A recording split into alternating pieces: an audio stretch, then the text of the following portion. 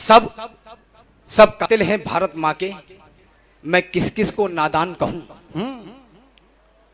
सब कातिल हैं भारत माँ के, मैं किस किस को नादान कहूं। वाह बेटी मरती हो सड़कों पर तो कैसा हिंदुस्तान का। वाह जहां नंगे बदन किसान मरे, कचरा खाकर इंसान मरे, बेटी मर जाए सड़कों पर, जहां ममता का प्रधान मरे, जहां झुके हिमालय की चोटी, बिटिया की कीमत 2 रोटी, जहां नोच नोच खाई जाए भारत माता की हर बोटी, जहां मात्र कलंक छलकता हो उसको कैसे वरदान लिखूं। बेटी मरती हो सड़कों पर तो कैसा हिंदुस्तान। वाह वाह वाह वाह। एक खंड काव्य है पद्मावत पर, उसके कुछ अंश यहाँ प्रस्तुत कर दे। बहुत ही अद्भुत। एक बार जोरदार तालियां अगर आपकी हो जाए तो मैं दोबारा उसे आमंत्रण दूं। अभी पिछले दिनों से बुंदेलखंड में हूं, उससे पहले मैं 1.5 साल राजस्थान रहा और अब मैं बुंदेलखंड में हूं। भाई साहब का, नितिन भाई साहब का फोन पहुंचा और मुझे आना पड़ा। आदेश मैं मानता हूं क्योंकि ये वो लोग हैं जो शुरुआती दौर में जब मैं लड़खड़ा रहा था तो मेरी उंगली पकड़ी। और आज का दिन मेरे लिए इसलिए भी अच्छा है कि जिन लोगों को देखकर, पढ़कर, सुनकर, देखकर बड़ा हुआ, उनके सामने कविता पढ़ रहा हूं और वो लोग तालियां भी बजा रहे हैं। वाह, इससे अच्छा मेरे लिए और कुछ नहीं हो सकता। मैं आप बिल्कुल बेशक बेशक। बुजुर्गों के चरणों में प्रणाम करता हूं। और आप डॉक्टर नितिन मिश्रा के संचालन में पढ़ रहे हैं, ये इससे भी बढ़िया कुछ और बात नहीं हो सकती। इससे अच्छा मैं शुरू करता हूं। समय की अपनी सीमा। अभी एक 2-3 साल पहले फिल्म बनी माता पद्मावती, उस पर बहुत सारे, पूरा देश आक्रोशित हुआ और बड़ी सारी घटनाएं हुई। मैं 4 पंक्तियों में ऐसे बड़े और पवित्र विषय के 4 पंक्तियों में लिख के जिज्ञासा मैंने ठंडी नहीं की। मैंने प्रयास किया कि खंड काव्य तक की यात्रा पूरी हो। उसमें कितना सफल हुआ ये तारीख तय करेगी, लेकिन कुछ एक छंद में मेरा आज्ञा है नितिन भाई साहब की, तो मैं आप लोगों के बीच में रखता हूं। दृश्य सिर्फ इतना है कि दिल्ली से रावल रतन सिंह को छुड़ा के ले जाया गया है चित्तौड़, बस, और गोरा बादल दिल्ली में बलिदान हुए हैं। यहां से मैं शुरू करता हूं और कुछ एक छंद रखूंगा। मैं चाहता हूं आप लोग थोड़ा सा ध्यान से सुने क्योंकि मैंने इसको बड़ी लगन और मेहनत से लिखा है कि रतन सिंह आजाद हुए तो खिलजी खिसियाया था, घर में ही मिली पराजय। अरे वो डॉक्टर मोगली, अब थोड़ा सा बैठ जाओ, मैं शुरू हो रहा हूं। रतन सिंह आजाद हुए तो खिलजी खिसियाया था, घर में ही मिली पराजय के कारण वो तिल लाया था। मेवाड़ धरा के कुछ सैनिक पिंजड़े को तोड़ गए थे और मुगलियों की आंखों को लज्जित छोड़ गए थे।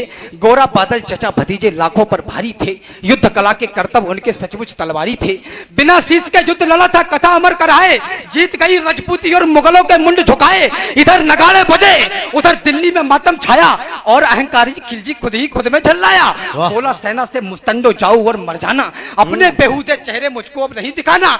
दिल्ली जैसे बड़े दुर्ग की रक्षा न कर पाई, चंद सैनिकों के हाथों घर में ही मुंह की खाई। वो आजाद परिंदे से आए और उड़ा ले गए, तुम तलवार न खींच सके, वो राजा छोड़ा ले। जिंदाबाद। वाह, अरे क्या दृश्य खोला है, वाह, अद्भुत है। तलवार न खींच सके, वो राजा छोड़ा ले गए। उसने मुझको ललकारा है, मैं उसको ललकारूंगा। घर में घुसकर मारा है, घर में घुसकर मारूंगा। हाथी घोड़े सजवाओ, भाले पर्ची उठवा लो, सारी तलवारें तीर कटारी पर धारे रखवा लो। कूच करो चित्तौड़ दुर्ग की घेराबंदी कर दो, जो आंखें पद्मिनी को देखे वो आंखें अंधी कर दो। बूढ़े बच्चे विधवाओं पर रहम नहीं तुम खाना, तीरों से ना जीत सको तो छुपकर तीर चलाना। तबे पांव चित्तौड़ चलो तुम, भनक न हो दुश्मन को, मैं गर्दन से दूर करूंगा रतन सिंह के तन को। तो खिलजी अपनी सेना लेकर पहुंचा उस माटी में, बलिदानी धरती के ऊपर मेवाड़ी घाटी में। एक मुफ्त सेना को रोका, जोरों से चिल्लाया और कायरों के समूह को एक फरमान सुनाया। जो ही सैनिक पड़े सभी का सहसा मन कुलाया, किला नहीं था सन्मुख उनको काल खड़ा दिखलाया। सैनिक बोले माफ करो, हम अंदर ना जाएंगे, है विशाल दरवाजा, इसको तोड़ नहीं पाएंगे। तोड़ पाए तो महाराज हम अपना कफन सिलेंगे। किले के अंदर सोए हुए मेवाड़ी सिंह मिलेंगे, सोए शेर जगेंगे तो फिर सबकी रूह हिलेगी।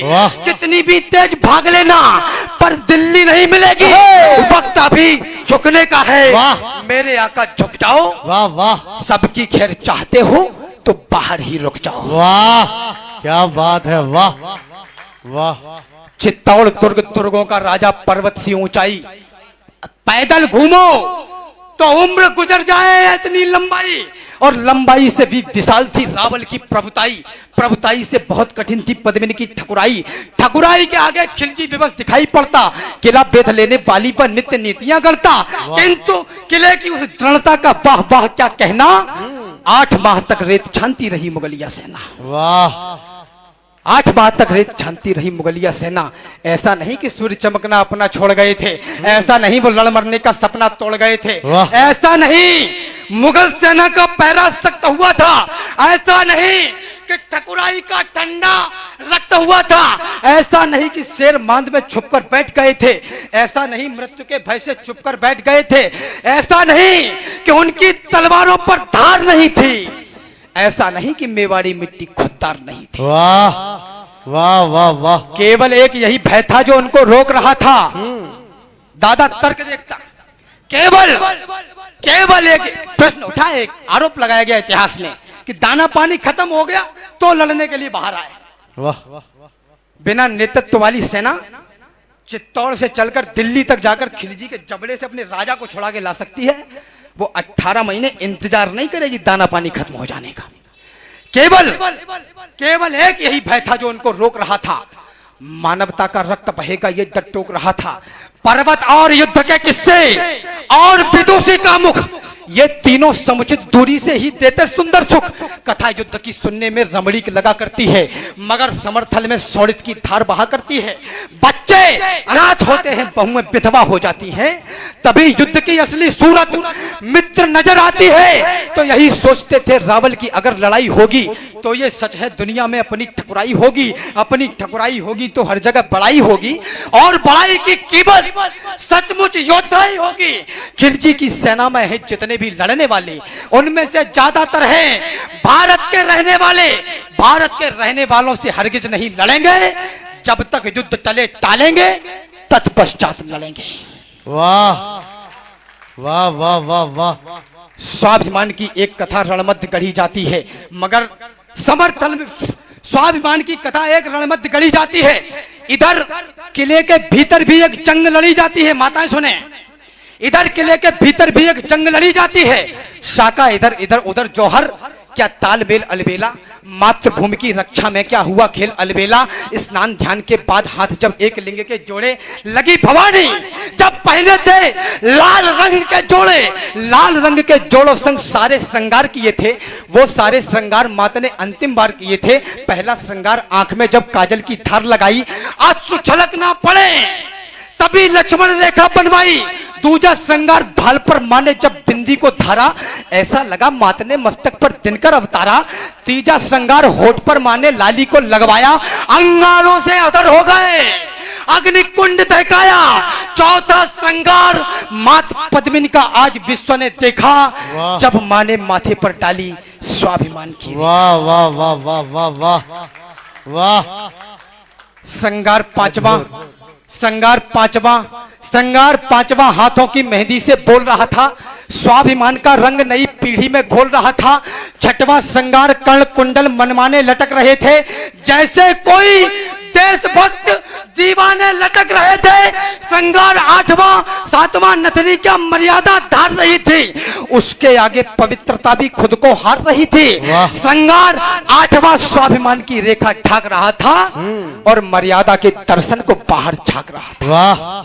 वाह वाह वाह वाह वाह। अब तक रण में राजपुतानी खेल आपने देखा, लेकिन नहीं भुलाया जा सकता जौहर का लेखा, नहीं भुलाया जा सकता 16,000 माओ को, नहीं भुलाया जा सकता नवनेली कन्याओं को, नहीं भुलाई जा सकती कन्याओं की अटखेली, नहीं भुलाई जा सकती वो दुल्हन नई नवेली, नहीं भुलाई जा सकती वो गर्भवती योद्धानी, नहीं भुलाई जा सकती है कभी पद्मिनी रानी। वाह वाह।